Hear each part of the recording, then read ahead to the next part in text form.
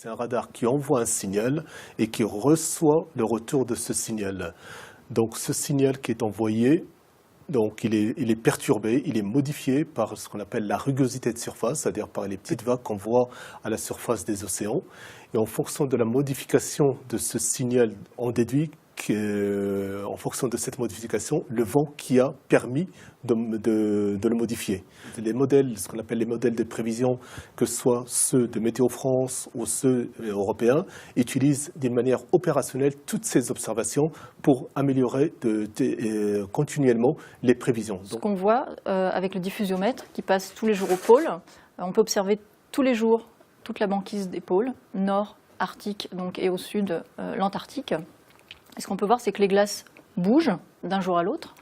Et on constate également depuis 20 ans que les glaces fondent, c'est-à-dire que la surface totale de mer gelée diminue. Alors ce n'est pas continu, il y a eu des années avec des fontes remarquables, en 2012 par exemple, ou en 2007.